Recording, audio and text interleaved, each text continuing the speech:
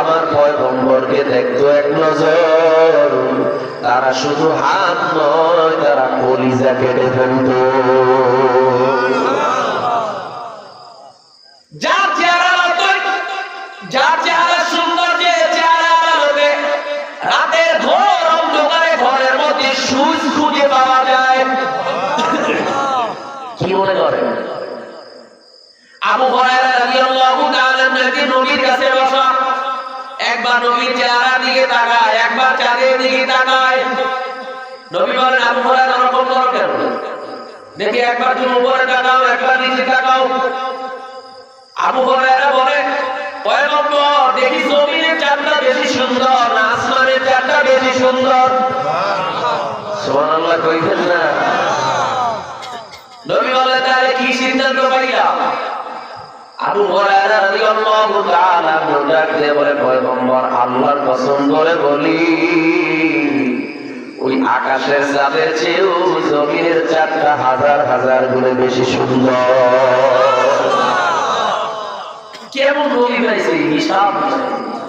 আজকে এটা না মানলেও চলে, ওটা সুন্নাত না মানলেও চলে। আজকে সারাসারি প্রতিযোগিতা শুরু হয়েছে, ধরাধরি প্রতিযোগিতা নাই, মানার প্রতিযোগিতা নাই।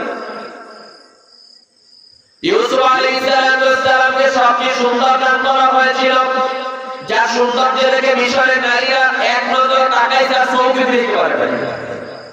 ওর ফল কাটো, ব্যাস ফল কাটা শুরু করছে, কাটার পর হাত কাটছে, রক্ত পড়তেছে, হুঁশ নাই। কাজটা করো কি? হাতের দিকে তাকাও, দেখে রক্ত পড়ে। কি সুন্দর দিচ্ছে জুলাইকে কেমনে কেমনে পার করেছে কথা বলে। তখন জুলাইকা ডাক দিয়ে বলছিলেন, ও মিশরের নারীরা শোনো, এক নজর দেখে আজকে ফল কাটতে গিয়ে হাত গাইটা বাড়াইছো,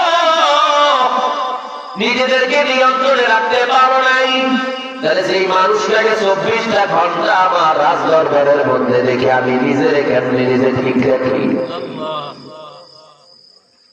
যখন নিয়ে রুমের মধ্যে আটকাইছে, যখন তাকে খারাপ প্রস্তাব দেওয়া হলো, ইউসুফ পয়গম্বর বলে, আমার মাধ্যমে হবে না, আমার রব আমার খোদা আমারে দেখবে।